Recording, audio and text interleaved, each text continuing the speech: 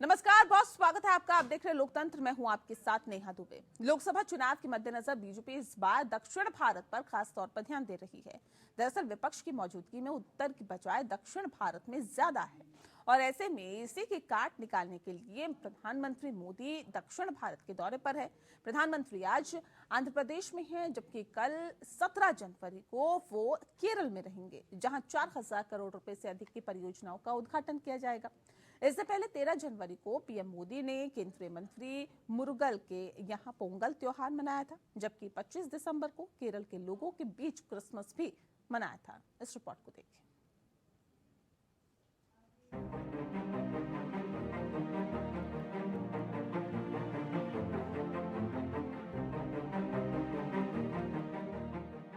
प्रधानमंत्री नरेंद्र मोदी 2 दिनों के दक्षिण भारत दौरे पर हैं। पीएम आज आंध्र प्रदेश पहुंच चुके हैं। उन्होंने लेपाक्षी में वीरभद्र मंदिर में पूजा अर्चना भी की। उसके बाद उन्होंने तेलुगु भाषा में रंगनाथ रामायण के छंद भी सुने। आंध्र प्रदेश के बाद पीएम 17 जनवरी को केरल के दौरे पर जाएंगे। केरल के कोची में पीएम गुरुवयूरी मंदिर, त्रिप्यार श्री राधा स्वामी मंदिर में प्रार्थना करेंगे। कोची में वो एक सार्वजनिक बैठक को भी संबोधित करेंगे। पीएमओ ने ये भी बताया है कि बंदरगाह, जहाजरानी और जलमार्ग क्षेत्र को बड़ी सौगात देते हुए प्रधानमंत्री कोची में 4000 करोड़ रुपए से अधिक की परियोजनाओं का उद्घाटन करेंगे। इन परियोजनाओं में इंडियन ऑयल कॉर्पोरेशन के एलपीजी आयात टर्मिनल का उद्घाटन भी शामिल है। ऐसे समय में जब बीजेपी को लेकर नॉर्थ बनाम साउथ की बहस छिड़ी हुई है, पीएम मोदी के इस दौरे के सियासी मायने निकाले जा रहे हैं। प्रधानमंत्री मोदी के इस दौरे को कुछ ही महीने बाद होने जा रहे लोकसभा चुनाव और बीजेपी के मिशन साउथ से जोड़कर देखा जा रहा है। दक्षिण में विस्तार के लिए बीजेपी की रणनीति की बात करें तो बीजेपी के लिए सबसे बड़ी चुनौती हिंदी बेल्ट की पार्टी वाली इमेज से बाहर निकलने की है। चुनावी साल की शुरुआत के साथ ही बीजेपी ने विपक्ष का दक्षिणी दुर्ग भेदने के लिए अपने सबसे बड़े चेहरे पीएम मोदी को मैदान में उतार दिया है, तो इसके अपने रणनीतिक मायने भी है। दक्षिण भारत की सियासत में पैर जमाने की जुगत में जुटी बीजेपी की रणनीति सांस्कृतिक राष्ट्रवाद, भ्रष्टाचार को लेकर जीरो टॉलरेंस की नीति और केंद्र सरकार की विकास योजनाओं के सहारे अपनी क्रेडिबिलिटी स्थापित करने के इर्द गिर्द नजर आती है। मिशन साउथ में बीजेपी का फोकस कर्नाटक और तेलंगाना के बाद अब तमिलनाडु और केरल पर है। तमिलनाडु से बीजेपी को उम्मीद नजर आ रही है, तो इसके पीछे 2021 के विधानसभा चुनाव में 4 सीटों पर पार्टी को मिली जीत भी है।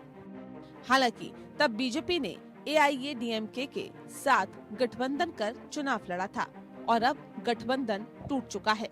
तमिलनाडु की बात करें तो बीजेपी ने अपनी रणनीति में बदलाव किया है। बीजेपी ने तमिल प्रदेश को साधने के लिए पीएम मोदी के निर्वाचन क्षेत्र वाराणसी को केंद्र बनाकर सांस्कृतिक राष्ट्रवाद की बुनियाद तैयार की। साल 2022 में पहली बार काशी तमिल संगमम का आयोजन हुआ और हाल ही में दूसरे काशी तमिल संगमम का भी आयोजन हुआ था। इस आयोजन में खुद प्रधानमंत्री मोदी ने भी शिरकत की। काशी तमिल संगमम में भी प्रधानमंत्री मोदी के संबोधन का केंद्र तमिल साधु संत कवि और महापुरुष थे। पीएम मोदी ने अब तिरुचिरापल्ली से तमिलनाडु को करीब 20,000 करोड़ रुपए की विकास परियोजनाओं की सौगात तो दी ही, लगे हाथ साधु संतों के साथ ही तमिलनाडु की समृद्ध भाषा और संस्कृति की भी चर्चा कर डाली। तमिलनाडु भाषा विवाद को लेकर चर्चा में रहता है और ऐसे में पीएम मोदी का भाषा और संस्कृति पर बात करना बीजेपी की संस्कृति राष्ट्रवाद की नीति से ही जोड़कर देखा जा रहा है। लोकसभा चुनाव से पहले गठबंधन का गणित साधने के साथ ही बीजेपी का फोकस लोकप्रिय हस्तियों को पार्टी से जोड़ने पर भी है। कर्नाटक में एचडी देवेगौड़ा की पार्टी जनता दल सेकुलर के साथ गठबंधन हो या आंध्र प्रदेश में पवन कल्याण की जनसेना पार्टी से बीजेपी की इसी रणनीति का हिस्सा है। केरल, आंध्र प्रदेश, कर्नाटक और आंध्र प्रदेश की 4 लोकप्रिय चेहरे पीटी उषा, इलिया राजा, वीरेंद्र हेगड़े और वी विजेंद्र प्रसाद को राज्यसभा के लिए मनोनीत किया जाना भी बीजेपी की इसी रणनीति का हिस्सा बताया जा रहा है। बीजेपी इस बार तमिलनाडु में चुनाव के लिए अप्रत्याशित कदम उठाने की योजना बना रही है। पार्टी के करीबी सूत्र संकेत दे रहे हैं कि प्रधानमंत्री नरेंद्र मोदी वाराणसी के अलावा तमिलनाडु की किसी सीट से भी चुनाव लड़ सकते हैं। सूत्रों के मुताबिक मोदी या तो रामनाथपुरम से चुनाव लड़ सकते हैं, जिसमें रामेश्वरम शामिल है, या कन्याकुमारी से, जिसकी सीमा केरल से लगती है। अनुमान है कि इस कदम का असर केरल के चुनाव पर भी पड़ेगा। माना जा रहा है कि अगर मोदी दक्षिण भारत की किसी सीट से चुनाव लड़ते हैं तो बीजेपी को फायदा होगा। 2014 के चुनाव में नरेंद्र मोदी ने वाराणसी और वडोदरा दोनों जगहों से चुनाव लड़ा था। हालांकि 2019 के चुनाव में उन्होंने सिर्फ वाराणसी से चुनाव लड़ा था। Bureau report.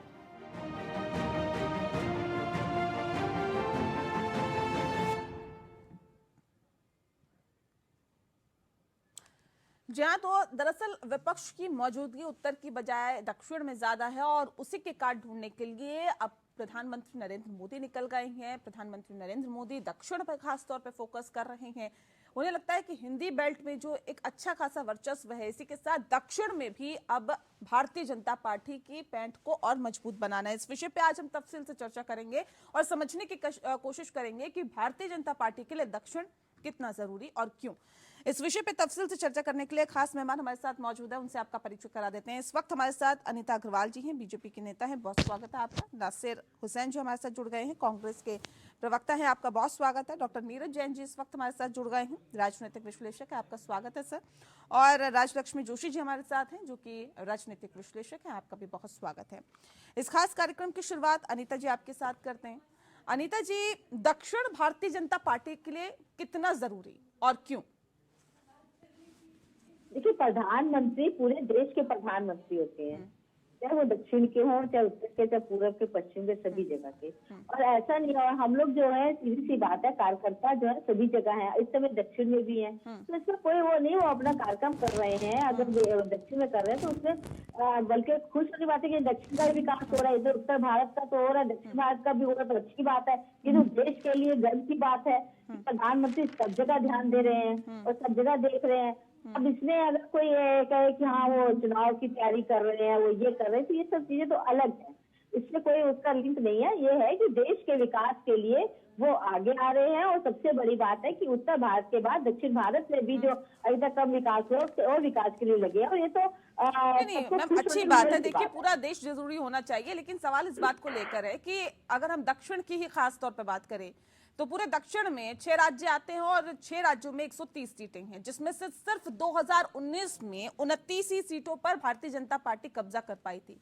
अब उनमें से भी 25 सीटें तो मैम वो है जो सिर्फ और सिर्फ कर्नाटक में जीती, और 4 सीटें आप तेलंगाना में जीतने में सफल हुए थे। अब सवाल इस बात को लेकर है कि बाकी जो राज्य है वहां पर भारतीय जनता पार्टी का हाथ बहुत टाइट है। ऐसे में क्या लगता है कि इतना आसान है वहां पर अपनी पैंठ को मजबूत करना?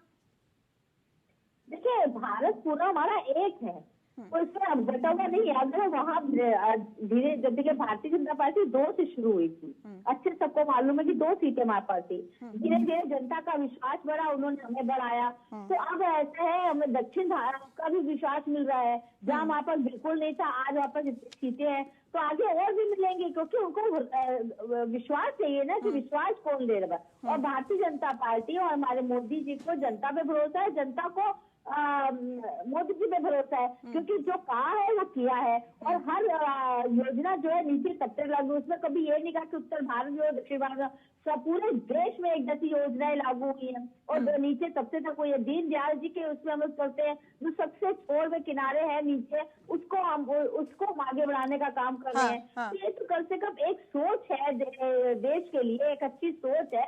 उस सोच के लिए जो जनता का विश्वास है, उस विश्वास को देखने के लिए प्रधानमंत्री जी सभी जगह दौरे कर रहे हैं। ये तो हमने कहा ना, ये तो बहुत अच्छी बात है कि उत्तर भारत दक्षिण भारत, हमारे लिए पूरा भारत एक है, हमारे लिए भारत बटा हुआ नहीं है। ये भारत जो बांटने की और ये काटने की राजनीति करते हैं, दूसरे लोग करते हैं। हम तो पूरे नासिर जी ये तो कह रहे हैं, देखिए पूरा भारत एक है, बांटने की राजनीति हम लोग नहीं करते, बांटने की राजनीति आप लोग करते हैं। और दूसरी बात, जिस तरह से प्रधानमंत्री नरेंद्र मोदी का 2 दिवसीय दौरा है दक्षिण का, आंध्र प्रदेश में आज है वो और केरल में कल जाएंगे। साथ ही आपको बता दें कि 4000 करोड़ रुपए की से अधिक की परियोजनाओं का उद्घाटन किया जाएगा। अब सवाल इस बात को लेकर है कि क्या लगता है कि आप लोगों की दिक्कतें बढ़ सकती है सर? क्योंकि अगर मैं तमिलनाडु की बात करूं तो पिछली बार 38 सीटें आप लोगों ने, 39 में से 38 सीटें आपने जीती थी।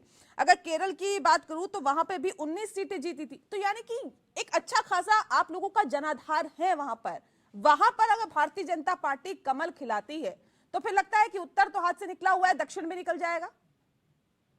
मैंने कहा ना, हम सबका साथ सबके विकास के लिए अच्छा है ना, सबका नासिर जी, योजनाएं नासिर जी जारी है, से- विकास हो रहा है, मैं सबका आती हूँ साथ। और ये तो बल्कि नासिर जी सबसे से अच्छी सवाल बात है। अनीता जी मैं आ रही हूँ। नासिर जी, अभी अभी हमारी बहन ने, बीजेपी की प्रवक्ता ने बोला कि ये देश दक्षिण से भारत, नॉर्थ से, ये तमाम है। मैं बिल्कुल है, ये लोकतंत्र है, प्रधानमंत्री जहाँ से चाहे वहां से चुनाव लड़े, तो किसी को कोई ऐतराज नहीं। पर ऐतराज तब होता है जब वो दो नजरिए से हिंदुस्तान को देखते हैं।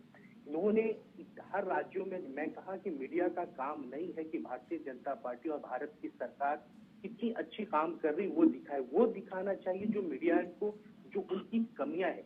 क्या वो इस देश के प्रधानमंत्री होते हुए मणिपुर पे कभी नहीं पूछते? उनकी खामोशी रहती है। महिलाओं की इज्जत लूटी गई, तमाम समाज आपस में लड़ता रहा, समाज टुकड़ों में बट गया, प्रधानमंत्री के मुंह से आवाज नहीं आई। अभी इन्होंने कहा दक्षिण भारत में, तो दक्षिण भारत में अभी 2 इलेक्शन हुआ, तेलंगाना में भी इलेक्शन हुआ, कर्नाटका में हुआ। दक्षिण भारत के लोगों ने दिखा दिया कि वो किसके साथ है। प्रधानमंत्री के तमाम योजनाओं को निराश करके कांग्रेस पार्टी को चुना, क्योंकि उन्हें मालूम है लोकतंत्र बनाना सिर्फ कांग्रेस को आता है। कांग्रेस ही है जो उत्तर से लेके दक्षिण तक की बात करती है और तमाम कौम की बात करती है, सिर्फ एक कम्युनिटी की बात नहीं करती है। जो बोलते हैं ना, धर्म की चश्मा लगा के हम हिंदुस्तान को नहीं देखते, हम हिंदुस्तान को देखते हैं तो 140 करोड़ लोगों को देखते हैं। 140 करोड़ हमारी धर्म है, हमारी देश है। उन लोगों के तो मणिपुर के महिलाओं पे जब खामोश हो जाते हैं तो दक्षिण भारत के लोग देख रहे होते हैं। ये वही प्रधानमंत्री, वहां जाने के लिए इनके पास वक्त नहीं है, तमाम रैलियों में जाने के लिए वक्त है, वहां के महिलाओं के आंसू पोंछने के लिए वक्त नहीं। हमारी बहन महिला है, उन्हें ज्यादा पीड़ा होना चाहिए। उन महिलाओं की अस्मिता जब लूटी जा रही थी, मुझे लगता है उन्हें हमसे ज्यादा दर्द होना चाहिए। एक महिला को ज्यादा बेहतर समझती है, तो उनके मुंह से कभी उन महिलाओं के नुआ की आवाज नहीं आई। उनकी अस्मिताओं को जब लूटा जा रहा था, तमाम हिंदुस्तान के लोग आंखों में नमी नहीं आए। आपने देखा है कि राजस्थान के लिए भी बोल दीजिए, राजस्थान में हुआ उसके लिए भी ना बोल दीजिए। और सबसे बाद जो यहाँ से राहुल गांधी जी वहाँ भागे हैं, उत्तर भारत से दक्षिण भारत की ओर भागे, तो उसके लिए बोल दीजिए उन्होंने क्या कहा था। उन्होंने उत्तर प्रदेश की जनता के लिए क्या कहा था? बातें की राजनीति कौन कर रहा है? बातें की राजनीति कौन करता है? आप बताइए ना। उत्तर भारत से जब दक्षिण भारत की ओर गए थे तो क्या बोले थे? हमने कहा उत्तर से भारत नहीं, बातें की राजनीति कौन कर रहा है? और आप उत्तर भारत और दक्षिण भारत की बात करते हो। आप ये बताइए, कश्मीरी पंडितों के लिए क्या किया था आपने? सिखों का कत्लेआम क्या किया था आपने? आप बताइए। रखिए ना अपनी बात प्लीज। अनीता जी मैं आती हूँ। आप नहीं बोल सकते, राजस्थान में आप नहीं बोल सकते हैं, है ना? आप कैसी बातें कर रहे हो? कांग्रेस का मैं कह रहा हूँ आपके पास कांग्रेस राजस्थान में क्यों जा रही है? इसका कारण क्या? कभी सोचा आपने? कभी सोचा आपने? ठीक है, ऐसे नहीं, एक एक करके राजलक्ष्मी जी का मैं रुक कर लेती हूँ। मैं लौटती हूँ नासिर जी, एक सेकंड में आ रही हूँ। साथ बात करिए, जो मैं कह रहा हूँ तर्कों से मेरे बात को काटिए। आप कह रही है अगर राजस्थान में हुआ तो हम निंदा करते, हम कहते हैं राजस्थान के अंदर हुआ तो मणिपुर की क्या हम प्रशंसा करते हैं? सजा दी नहीं, ठीक है। नासिर नासिर जी अच्छा ये मुझे बताइए, नहीं फिर इस तरह से नहीं ना। अगर राजस्थान में हुआ था, कन्हैया की हत्या हो गई थी, तो क्या राहुल गांधी गए थे? क्या नहीं गए थे ना? प्रियंका गांधी गई थी क्या? नहीं गई थी ना? क्या कांग्रेस ने पकड़ा या नहीं पकड़ा? क्या कन्हैया कुमार के साथ हम खड़े साथ नहीं रहे? नहीं, राहुल गांधी गए थे क्या? राहुल गांधी गए थे क्या? प्रियंका गांधी गई थी क्या? नहीं गई थी। अब मुद्दे से मत भटकिए, आ जाइए मुद्दे पे आइए, नहीं मुद्दे पे आइए, दक्षिण पे आ जाइए सर। हमारे देश के प्रधानमंत्री, हमारे प्रधानमंत्री ने कभी निंदा की श्रीमती मेरी बहन, आप मत चिल्लाइए। आप महिला हैं, आप महिला हैं, महिलाओं की इज्जत समझिए। आप महिला हैं, पीड़ा होगी लोगों को सुन के। आप इस तरह बातें मत करिए। एक महिला हो के आप महिला के दर्द को नहीं समझ रही हैं। आप नहीं समझ ऐसे रही नहीं, महिला एक के एक दर्द करके को। एक एक करके बात को रखिए ना। अनीता जी, मैं आ रही हूँ मैम, आपको मौका दूंगी। अनीता जी, नहीं नहीं ऐसे नहीं, एक एक करके रखिए बात को। आप व्यूअर का टाइम खराब कर रही हैं। नहीं ऐसे नहीं ना, प्लीज ऐसे मत करिए, ऐसे मत करिए। देखिए डिबेट को डिबेट के तरीके से करते हैं, एक एक करके अपनी बात रखिए। आप कुछ बोलना चाहते हैं, हैंड रेज करिए, मौका दूंगी आपको, बोलिए, अपनी बात रखिएगा। अगर एक दूसरे को ऐसे काटेंगे तो आप लोगों की आवाज जो है वो ठीक से ना जनता तक पहुंच पाएगी ना मेरे तक पहुंच पाएगी। नहीं समझ में आएगा ना सर आप लोग क्या कहना चाह रहे हैं। एक गुना होने से दूसरी गुना कम हो जाएगी, ये कोई मतलब नहीं होता है। हाँ। एक के साथ गुना हुआ तो दूसरी गुना होगी, अगले हाँ। बदले की आतंकवाद राजनीति के नहीं पक्ष में कौन है। करता है ये बताइए? आतंकवाद किसके साथ रहता है? आतंकवाद के आंसू कौन बहाता है? आतंकवादियों के बारे में आंसू कौन बहाता है? कौन खुलवाता है? वह भारत को मुद्दाबाज कहने वालों के साथ कौन आप खड़ा रहता है? बताइए, आप ये बताइए, आजम खान से भारत माता डरने कौन नहीं देखिए, कहता है? ये तरीका नहीं है, ये तरीका नहीं है। अनीता जी देखिए, आप मुद्दे से हट रहे हैं ना आप दोनों। मुद्दा दक्षिण का है सर, आतंकवाद का नहीं है मैम। प्लीज प्लीज, नहीं आप मुद्दे पे रहिए। देखिए नहीं, डिबेट में एक लिमिटेड टाइम होता है, टाइम प्लीज नहीं, ऐसे नहीं। बातों को ले आती, आतंकवाद की मुद्दा कहाँ से आ गए? आज आतंकवाद मुद्दा है या दक्षिण? आप मुद्दे पे हाँ, मुद्दे पे रहिए, दक्षिण पे आज बात हो रही है, दक्षिण की बात करिए ना सर। 10 सेकंड है नासिर जी, अपनी बात रखिए। 10 सेकंड में आप अपनी नहीं अनीता जी 1 सेकंड रुक जाइए प्लीज। 10 सेकंड में अपनी बात पूरी करिए नासिर जी। मैं वही कह रहा हूँ, दक्षिण भारत में अभी 2 इलेक्शन हुआ, वहाँ की आवाम ने क्या फैसला किया? वहाँ की आवाम ने दिखा दिया कि हम किसके साथ, हम लोकतंत्र बचाने वालों के साथ हैं, हम अन्याय के खिलाफ हैं, हम न्याय करने वालों के साथ हैं। जब महिलाओं पे हमला होगा तो दक्षिण भारत के लोग कैसे खामोश हो सकते हैं? उन्होंने अपने वोटों से दिखा दिया। ये बीजेपी के लिए एक बहुत बड़ा बात होना चाहिए, उन्हें सोचना चाहिए, उन्हें एनालिसिस करना चाहिए कि वहाँ के लोगों ने क्यों रिजेक्ट किया। कर्नाटका में तो अभी इलेक्शन हुआ ना, आपकी सरकार थी, आपकी सरकार को जनता ने रिजेक्ट किया है और कांग्रेस को वोट दिया है, इसमें तो कोई गलत है नहीं। ये बात तो देखिए अनीता जी, इसमें तो कोई दो राय नहीं है। ये तो आंकड़े भी बता रहे हैं ना कि जो हालात है, नहीं सुनिए ना, जो दक्षिण के हालात है वो ये बताते हैं कि तमिलनाडु, आंध्र प्रदेश, केरल एक भी एमपी आपका नहीं है। आंध्र प्रदेश, केरल में तो एक विधायक तक नहीं है। ये क्या बता रहा है, ये क्या जता रहा है? ये तो आंकड़े हैं। जनता आपको पसंद कर रही है, नहीं कर रही है? हम कह रहे हैं जनता नहीं पसंद कर रही है, पसंद कर रही है। तो अगर हमारे प्रधानमंत्री वहाँ विकास कार्य कर रहे हैं, उसमें दिक्कत क्या? हम तो वो तो पूरा देश लेके चलेंगे ना, चाहे कोई पसंद करे ना करे। वो योजनाएं सबके लिए लेके आते हैं, सबके विकास की बात करते हैं, पूरे भारत की बात करते हैं। उससे उत्तर भारत दक्षिण भारत की बात ही नहीं है, हमसे पूरे की बात है। उत्तर भारत से भागे नेता उत्तर भारत से भाग के दक्षिण में गए ना। हम ये कह रहे हैं कि उत्तर भारत जनता किस खत्म है, इसका क्या मतलब है? राजस्थान में क्या हुआ? आप बताइए क्या हुआ? मध्य प्रदेश में आपका क्या हुआ? आप बताइए ना, आप पूरे उत्तर भारत में ये विडंबना है। देखिए ये ऐसे नहीं ना, तर्कों के साथ बहस करिए प्लीज। नहीं ऐसे नहीं, कुछ भी बोलना है इससे मतलब नहीं है ना, तर्कों के साथ बहस करिए ना। कुछ हम निष्कर्ष तक पहुंचे। इस डिबेट का मकसद यही होता है सर कि निष्कर्ष तक हम पहुंचे। नया जी, हम तो पूरे देश को, पूरे भारत को लेके चलते हैं। कुछ भी एक एक करके अपनी बातों को रखिएगा। मैं आती हूँ, मैं आप दोनों का फिर रुक करूंगी सर। 1 सेकंड। उससे बड़ा मुद्दा कुछ नहीं हो सकता है मैडम। ठीक है, आप मत बोलिए कि मैं मुद्दे तो सर देश में बहुत है। मणिपुर में महिलाओं के साथ अन्याय हुआ या नहीं हुआ, ये ठीक मुद्दा है। राजलक्ष्मी जी देखिए दक्षिण, नहीं देखिए आप लोग पता नहीं क्यों, मुझे नहीं समझ आ रहा, आप लोग क्यों डिबेट से एकदम से भाग जाते हैं? मुद्दे पे रहिए ना। नहीं, मणिपुर मुद्दा है सर, मणिपुर मुद्दा है और लगातार उन्होंने डिबेट की है। मणिपुर पे आप लोगों को बुलाया है, आप लोगों ने बहुत बहस की उस पर, लेकिन आज जो मुद्दा है उसमें रहिए ना सर। मैं कह तो रहा हूँ, दक्षिण भारत के लोगों ने अपना फैसला दे दिया है कि भारतीय जनता पार्टी को रिजेक्ट करते हैं। ठीक है, कांग्रेस की कांग्रेस को तो अभी 2024 लोकसभा चुनाव नजदीक है ना सर। विकास न करे, आप क्या चाहते हैं कि प्रधानमंत्री विकास न करे? प्रधानमंत्री जाए ना, काम ना करे? अरे भैया, जनता हमारे देश की जनता हमारी है, पूरे देश के प्रधानमंत्री है, पूरे देश के प्रधानमंत्री उपलब्ध है, वो पूरे प्रधानमंत्री के रूप में पूरे देश में। कैसे आप लोग करेंगे? मुझे दोनों की आवाज बंद करवानी पड़ेगी। नहीं, ये तरीका नहीं है। देखिए, मैं आपसे बार बार अनुरोध कर रही हूँ, इस तरीके से डिबेट नहीं होती, प्लीज। मैं बहुत शालीनता के साथ आप लोगों से अनुरोध कर रही हूँ, आप इस तरह से मत करिए ना। सीधा मैं रुक कर लेती हूँ राजलक्ष्मी जी का। राजलक्ष्मी जी, 2019 लोकसभा चुनाव की अगर हम बात करें, 2019 लोकसभा चुनाव में आंध्र प्रदेश में खास तौर पे, क्योंकि हम दक्षिण की यहाँ बात कर रहे हैं, भारतीय जनता पार्टी के पास 1% वोट था, 1%।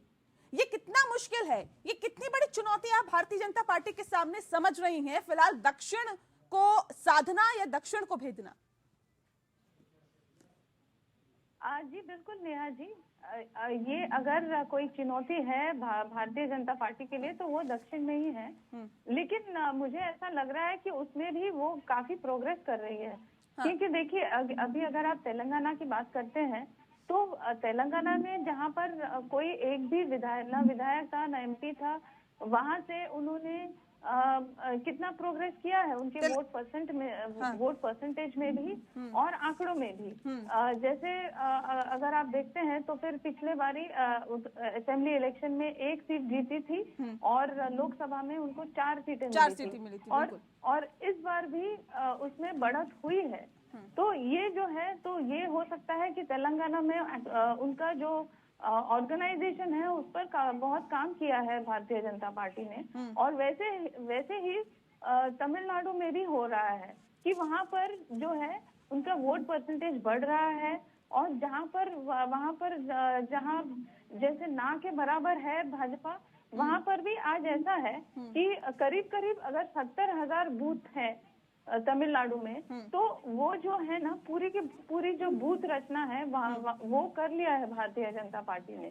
तो ये आप सोचिए कि बीजेपी जो है ये कैडर बेस्ड पार्टी है, तो इनके लिए ये बहुत ही बड़ा एक महत्वपूर्ण विषय है कि इनके लिए ये जो ऑर्गेनाइजेशन है ये बहुत ही महत्वपूर्ण है। तो और वहां पर अगर आप देखते हैं तो मोदी जी ने क्या किया है कि बार बार वो ये आपने भी बताया कि काशी तमिल संगमम और बार बार वो जाते रहे हैं वहां पर। और ये भी सुनने को आया है कि ये भी हो सकता है कि वो वहां से कंटेस्ट भी करें। और अगर वैसा होता है तो फिर तो आप सोच सकते हैं कि वहां पे तो पूरी उनकी जो कैडर है वो मोबिलाइज हो ही जाएगी और भी बड़े तरीके से। और अगर वो नहीं भी कंटेस्ट करते हैं तो वहां पर अभी जो तमिलनाडु में जो अध्यक्षता संभाल रहे हैं अन्नामलाई जी, उन्होंने बहुत ही एकदम अच्छे तरीके से उन्होंने अटैक किया हुआ है डीएमके को। जो अगर आपको तो याद होगा कि अभी तो उन्होंने डीएमके फाइल 3 रिलीज कर दिया है।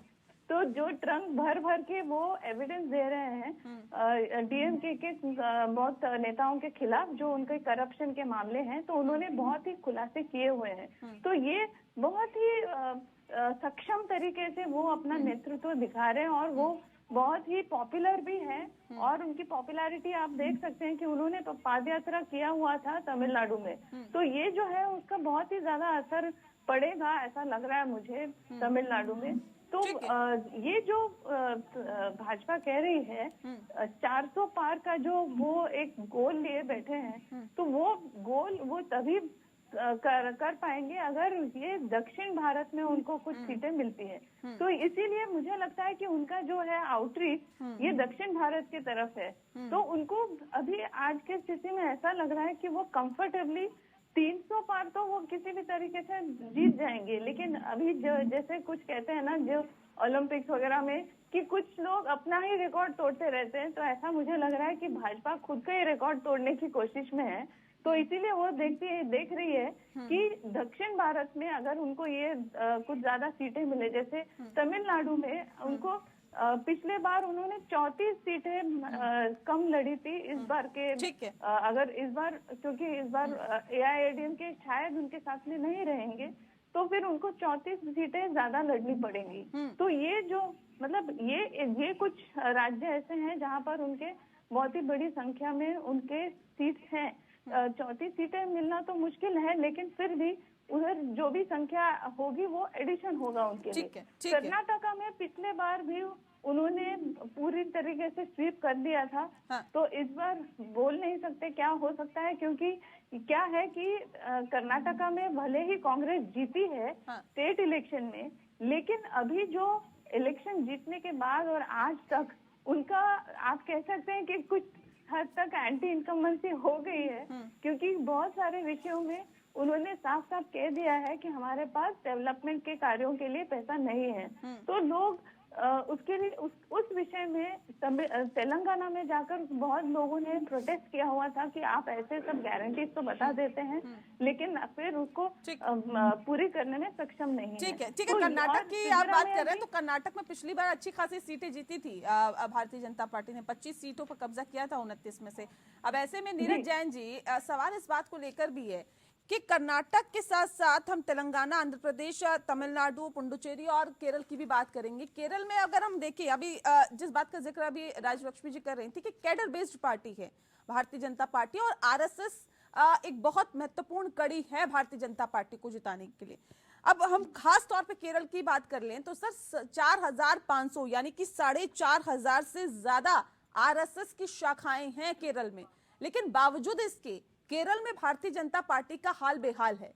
इसके पीछे की क्या वजह आप मानते हैं कि वो जो मजबूती मिलनी चाहिए वो नहीं मिल पा रही?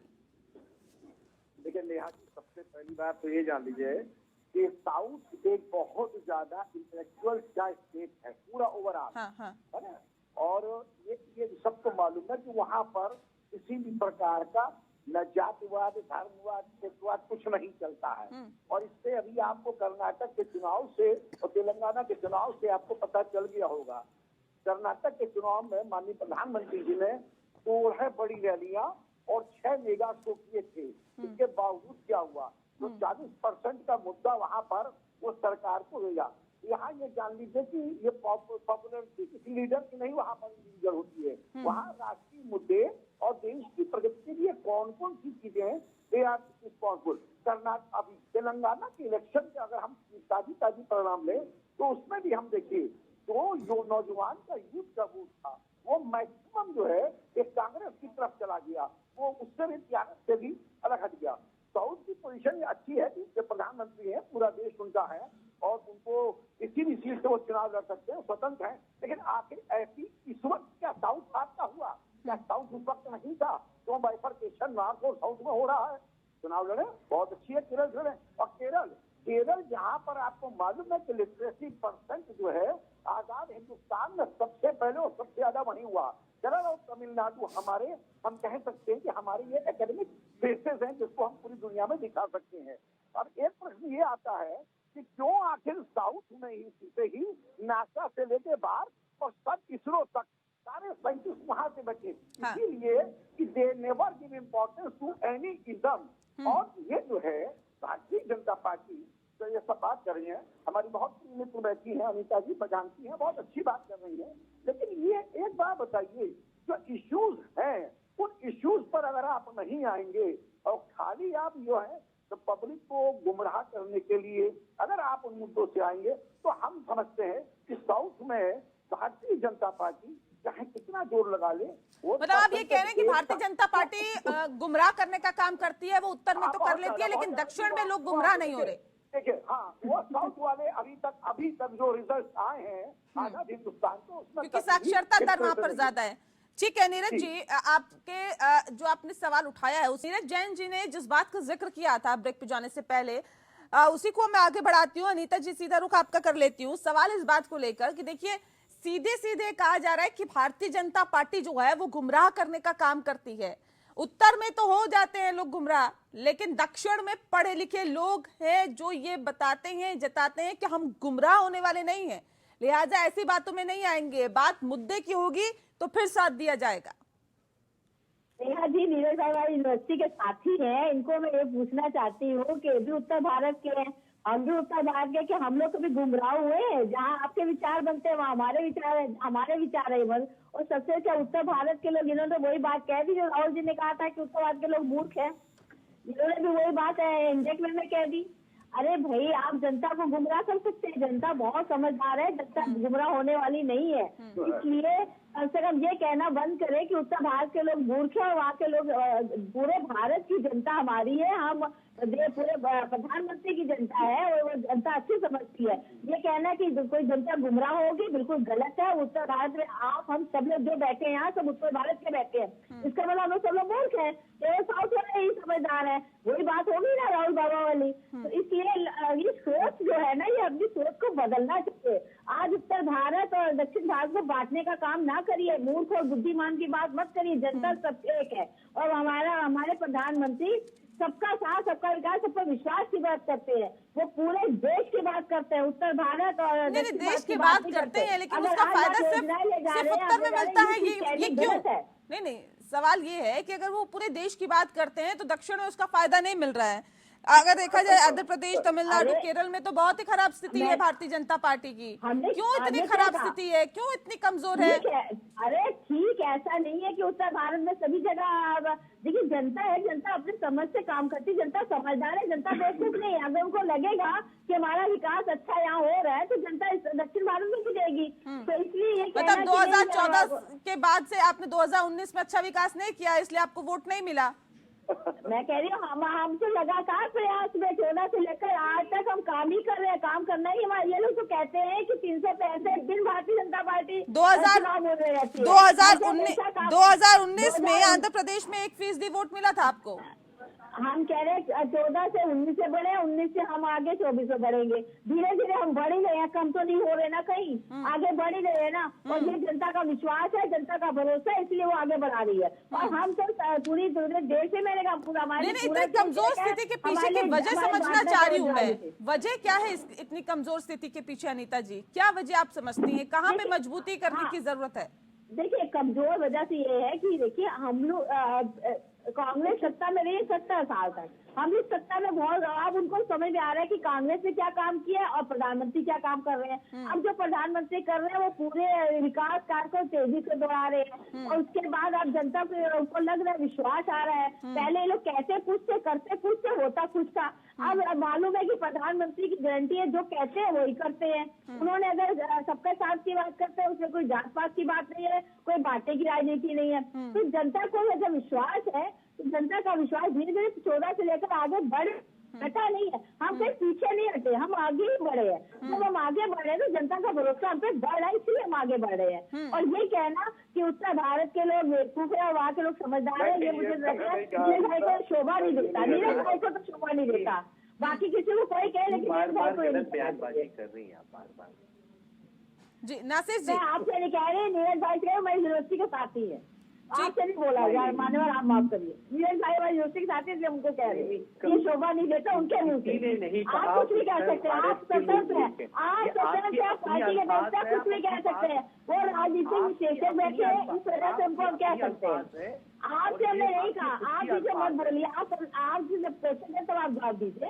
अभी मैं उनकी बात का जवाब दे रही हूँ। ठीक है नासिर जी, अच्छा ये सवाल ये भी है, देखिए भारतीय जनता पार्टी की स्थिति कमजोर थी, लेकिन पश्चिम बंगाल में भी देखिए 18 सीटें पिछले लोकसभा चुनाव में निकाली। किसी ने सोचा नहीं था कि नॉर्थ ईस्ट में भी कमल खिलेगा, खिला। लेकिन कर्नाटक में देखिए पिछली बार 25 सीटें निकाली। अब सवाल इस बात को लेकर है कि कांग्रेस क्या अति आत्मविश्वास से लबरेज है और ये सोच रही है कि नहीं, दक्षिण में तो कमल खिल नहीं सकता, नहीं खिलेगा। यहाँ तो लगातार प्रधानमंत्री दौरे कर रहे हैं, क्यों आप लोगों को ऐसा लगता है कि नहीं खिल सकता कमल?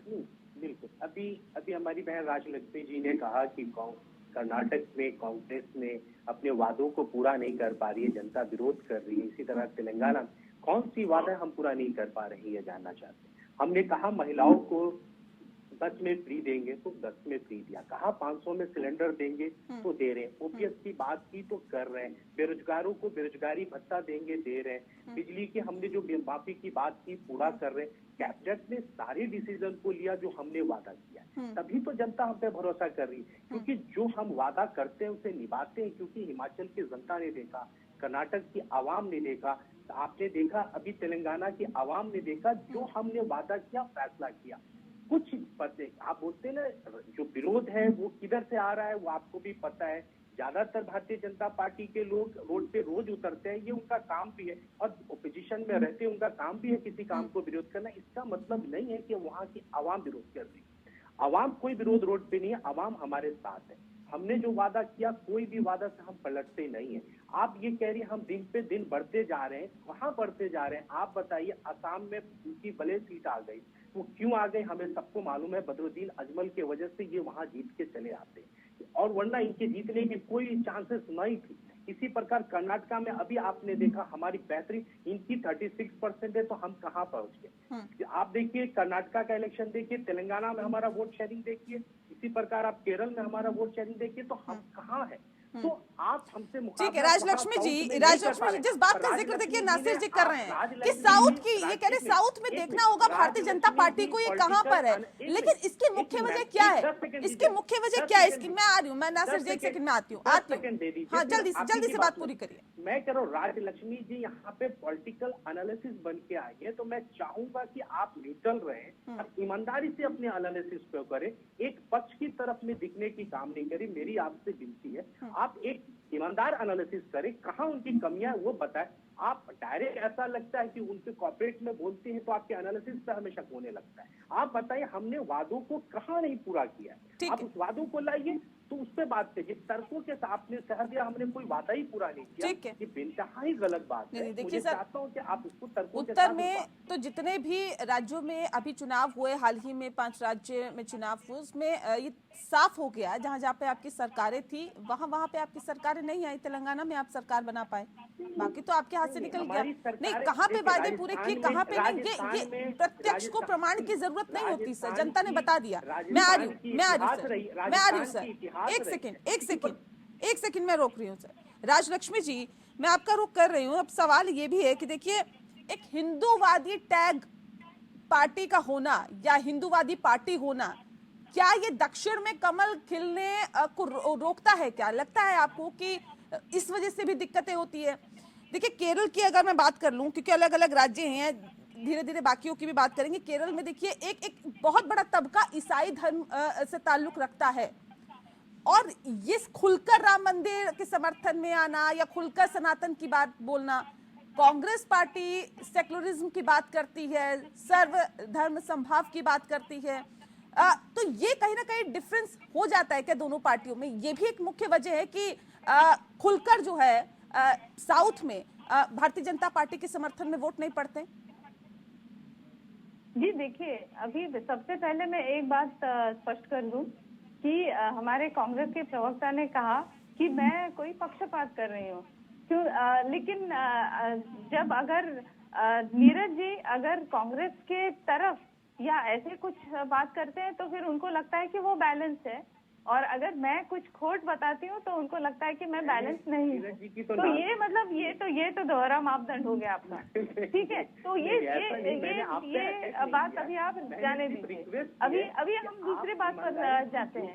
ये जो कर्नाटका में मैंने आपको जो बोला, ये बात स्पष्ट करके डीके शिव कुमार जी ने कहा है प्रेस कॉन्फ्रेंस में कि अभी हम फिलहाल केवल और केवल जो गारंटीज है उनको पूरा करेंगे, और जो डेवलपमेंट का काम है उसको हम बाद में लेंगे, क्योंकि हमको अभी हमारे पास उसके लिए बजट नहीं है। और सिद्धरामैया जी ने भी प्रेस कॉन्फ्रेंस में ये कहा है कि भाई इलेक्शन कैंपेन के टाइम पे तो बहुत सारी बातें हो जाती है, बहुत सारी चीजें हमारे मुंह से निकल जाती है, हम कह देते हैं कुछ भी, इसका मतलब ये नहीं है कि हम उनको पूरा करेंगे। ये इन्होंने ऑन रिकॉर्ड कहा हुआ है। और ये भी है कि तेलंगाना में लोग गए हुए हैं बहुत बड़ी संख्या में उधर प्रोटेस्ट करने के लिए। जब आपके जब वरिष्ठ नेता वहां पर कैंपेनिंग कर रहे थे, तब कर्नाटका से बहुत बड़ी संख्या में लोग गए हुए थे जो किसान के संगठन से। तो ये इनमें से कोई भी एक विषय ऐसा नहीं है कि मैंने अपनी कोई मनगढ़ंत कहानी बता दी आपको। ये जो है, ये जो फैक्ट मैंने आपको बताई, और ये भी है कि जो भारतीय जनता पार्टी की जो वोट शेयर है उसमें कोई कमी नहीं हुई थी। ये बस इतना था कि जो जेडीएस का जो वोट शेयर था वो ट्रांसफर हो गया था कांग्रेस को। अभी आज जो है भाजपा और जेडीएस वो साथ में उन्होंने गठबंधन बना दिया है, तो हो सकता है कि दोनों मिलके फिर कुछ उनका रिजल्ट बदल जाए, तो वो बात जो है वो अलग है। अभी अभी जो नेहा जी आपका जो सवाल था केरला के विषय में, तो इसमें मैं आपको कहती हूँ कि अभी पिछले बार भी मैंने यही विषय पे बात किया हुआ था कि देखिए कोई भी जगह पर अगर आप इलेक्शन की बात करें तो फिर 3 विषय आते हैं कि पूरे इसमें माहौल कैसा है, उसका नेतृत्व क्या है वो पॉलिटिकल पार्टी का, और एक बहुत ही बड़ा ये होता है कि लोकल कैंडिडेट कौन है। तो केरला में जो है दो विषयों में तो कोई प्रॉब्लम है नहीं, और वहाँ पर ऐसे देखा जाए तो ऑर्गेनाइजेशन भी अच्छा ही है। जैसे आपने कहा कि आरएसएस का बहुत बड़ा उधर ऑर्गेनाइजेशन है, लेकिन उनको एक कमी पड़ रही है जो है लोकल कैंडिडेट्स की। तो वो जो है उसमें वो कमी पड़ रही है उनको, और जिसमें वो इस बार थोड़ी सी उसमें वो सुधार लाने की कोशिश कर रहे हैं भाजपा, ये करके कि वो वहाँ पे के जो राज्यसभा के जो मेंबर्स हैं उनमें से कुछ लोगों को वो लोकसभा में इलेक्शन में लड़ाएंगे। तो हो सकता है कि उससे भी कुछ फर्क फायदा हो जाए, लेकिन मुझे नहीं लगता कि केरला में बहुत ज्यादा फर्क पड़ेगा। मुझे लगता है वहाँ पर हो सके तो एक सीट में कुछ अंतर पड़ जाएगा, लेकिन बहुत ज्यादा फर्क तो वहाँ पड़ेगा नहीं। लेकिन सबसे बड़ी उनको तकलीफ ये है कि वहाँ पर लोकल कैंडिडेट की कमी है, जो स्ट्रांग लोकल कैंडिडेट है उसकी कमी है। लेकिन अगर आप ये देखें कि कांग्रेस वहाँ पर किस तरीके से नीचे गिरी है, क्योंकि आप देखिए कि स्टेट इलेक्शन में हर बार या तो एक बार एलडीएफ आती है, एक बार यूडीएफ आती है। एलडीएफ जो है लेफ्ट पार्टी है, यूडीएफ जो है कांग्रेस और अलायंस है। इस बार जो है कांग्रेस उसमें भी नहीं कर पाई, क्योंकि वो उनका जो फ्लिप फ्लॉप था उसमें भी हार गई कांग्रेस। तो आप देखिए कि उनका किस तरीके से। ठीक है नासिर जी, जल्दी से आप कुछ कहना कि जा रहे हैं, जल्दी से। मैं आ रही हूँ, राजलक्ष्मी जा रही हूँ। तमिलनाडु में 50 और 60 के दशक में कांग्रेस पार्टी रूलिंग पार्टी थी। 70 के दशक से लेकर आज तक वो वापस नहीं जा पाई है तमिलनाडु में। तेलंगाना में आज बड़ी मुश्किल से वो जा पाए। आंध्र प्रदेश में अभी भी कोई उनका चांस है नहीं।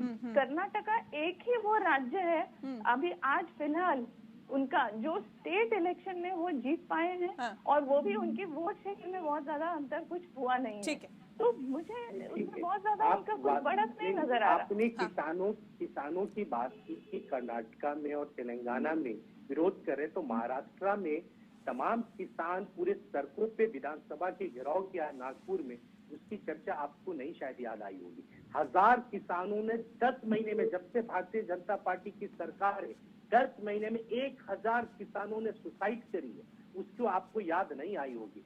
प्रधानमंत्री के वादे आपको याद नहीं आए, जो उन्होंने कहा था हर साल हम 2 करोड़ रोजगार देंगे, वो वादे आपको याद नहीं आए होंगे। उन्होंने कहा था बहुत हुई महंगाई की मार, जबकि बार मोदी सरकार, क्या हुई उस महंगाई।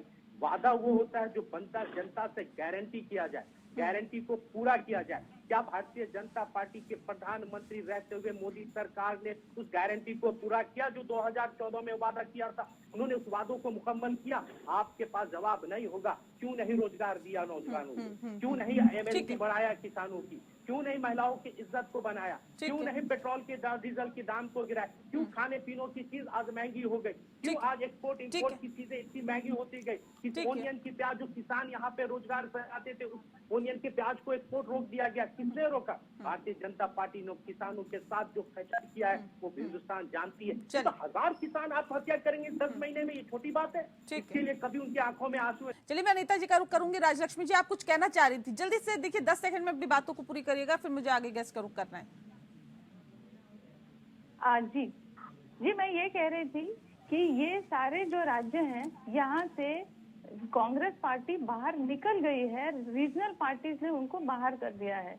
और नॉर्थ ईस्ट की बात आप करें तो नॉर्थ ईस्ट में भी बहुत ही बुरा हाल है कांग्रेस का। अभी हम लोग ये जो 5 राज्यों की जो इलेक्शन की बात कर रहे थे, इसमें हमेशा हम लोग यही कह रहे थे कि 4 राज्यों में ऐसा हुआ है। ये जो इलेक्शन रिजल्ट हुए ये 4 राज्यों में नहीं, 5 राज्यों का इलेक्शन रिजल्ट था, जिसमें 4 राज्यों में कांग्रेस हार गई है। और जो मिजोरम में है उसमें वो वही जो है फ्लिप फ्लॉप था, जहाँ पर राज में थे कांग्रेस मिजोरम में 10 साल पहले राज में थे। जीत गई है। नहीं, एक मिनट आप जरा पूरी तो बात करने दीजिए। तो जो 33 सीट्स में से 4 सीट पे पहुंचकर आज 1 सीट पर पहुंच गई है कांग्रेस। तो आप सोचिए कि कितना बड़ा नुकसान हुआ है कांग्रेस का मिजोरम में। तो ये जो है मिजोरम में तो पूरी तरीके से आउट हो गए हैं। तो और बाकी राज्यों में भी वही हाल है। नॉर्थ ईस्ट में, नॉर्थ ईस्ट में है कहाँ? आप देखिए बिहार, वेस्ट बंगाल, तमिलनाडु, केरला, ये सभी राज्यों में पूरी तरीके से आउट हो गए हैं। आंध्र प्रदेश में पूरे आउट हो गए हैं। गुजरात में उनका नामो निशान नहीं है। ठीक है, मैं अनीता जी का रुख कर लेती हूँ, मैम फिर लौटूंगी आपके पास। अनीता जी देखिए, जिस बात का जिक्र भी किया जा रहा था कि भले ही कांग्रेस का जनाधार भी कम हो रहा हो, लेकिन भारतीय जनता पार्टी की, क्योंकि आज बात हो रही है, प्रधानमंत्री नरेंद्र मोदी जाते हैं 2 दिवसीय दौरे पर, लगातार दौरे वहां पर हो रहे हैं, जहां जहां चुनाव होते हैं वहां दौरे भी होते हैं। लेकिन क्योंकि अब पूरे देश में चुनाव है तो लगातार पूरे देश भर के दौरे हो रहे हैं। अब दक्षिण को साधने की कोशिश अगर आप लोग कर रहे हैं और उसमें ये कहा जा रहा है कि देखिए लोकल कैंडिडेट्स की कमी है, तो ये कितने कहीं ना कहीं डैमेज करता है भारतीय जनता पार्टी को कि लोकल स्तर पर कैंडिडेट्स नहीं है। कोई ऐसा बड़ा नेता साउथ में जो भारतीय जनता पार्टी का कैडर बेस्ड पार्टी है, तो कैडर की वहां पे कमजोरी यहां पर दिखाई देती है। और क्या लगता है कि जो एक हिंदूवादी पार्टी का टैग जो है, ये भी साउथ में आप लोगों के लिए दिक्कतें क्रिएट कर रहा है? नेहा जी, ये टैग कौन दे रहा है? हम तो सबके साथ सबके विकास की बात करते हैं ना। हमने क्या मुस्लिम लोग के लिए काम नहीं किया? क्या 3 तलाक पे हमने काम नहीं किया? या योजना हमने मुसलमानों को तो नहीं? हम तो सारे पूरे देश के पूरे भारतवासियों की बात करते हैं। ये हिंदू मुस्लिम की बात हम नहीं करते हैं। ये वही करते हैं जिनको एक वर्ग के वोट चाहिए। हमको तो सबका साथ सबके विकास की बात, जहाँ तक आप ये कह रहे हैं। और देखिए, हमने पूरा जितनी हमारी योजनाएं हैं वो सब जगह पहुंच रही है, पूरे देश में पहुंच रही है। तो जहाँ पे वहाँ पे कोई कैडर, ये कैडर वाइज पार्टी है। यहाँ पे ऐसा नहीं है कि कोई नेता को हम प्रोजेक्ट है। यहाँ पे एक छोटा सा कार्यकर्ता भी देश का प्रधानमंत्री हो सकता है, मुख्यमंत्री हो सकता है। ये आपने मध्य प्रदेश में देखा, राजस्थान में देखा आपने। तो इसलिए ये कहना कि वहाँ पे लीडर नहीं है, वहाँ पे लीडर के बाद यहाँ पे एक छोटा भी कार्यकर्ता नहीं है। लीडर उनको सोचना चाहिए जिनके केवल एक परिवार की पार्टी चलती है, जो एक वर्ग को लेकर चलते हैं। हमारे अब कहाँ कह सकते हैं आप? अब कहाँ कह सकते हैं? देखिए, अब तो अध्यक्ष भी दूसरे बना दिया। अब तो गांधी परिवार से अध्यक्ष भी नहीं है। एक छोटा सा कार्यकर्ता प्रधानमंत्री, मुख्यमंत्री, राष्ट्रीय अध्यक्ष, प्रदेश अध्यक्ष हो सकता है। ये भारतीय जनता पार्टी में कार्यकर्ताओं की पार्टी है, कैडर वाली पार्टी है। इसमें ऐसा नहीं कि आपके पास लीडर होगा तब आपको करना पड़ेगा। हम जगह की चोट कह सकते हैं, कैडर वाली पार्टी है। अध्यक्ष पद पे चुनाव होता है क्या? मुझे बताइए ना, अध्यक्ष पद पे चुनाव होता है क्या? राष्ट्रीय अध्यक्ष कैसे चुना जाता है? कैसे होता है बताइए? कब चुनाव हुआ? क्या बात कर, हमारे चुनाव ही होता है। बिना चुनाव के राष्ट्रीय परिषद के लिए चुनाव करते हैं। राष्ट्रीय अध्यक्ष के लिए कब चुनाव हुआ भारतीय जनता पार्टी में? परिषद होता है, राष्ट्रीय कैसी बात कर रहे हैं उनके वोट होते हैं। आपको हमारी कैडर वाइज पार्टी है, हमारी किसी को भी परिवार को बना देता है। आप ये देखिए, हर एक कार्यकर्ता, चाहे नड्डा जी बहुत पुराने कार्यकर्ता है, नहीं, आपकी आवाज आ रही है सर। कार्यकर्ता रहे।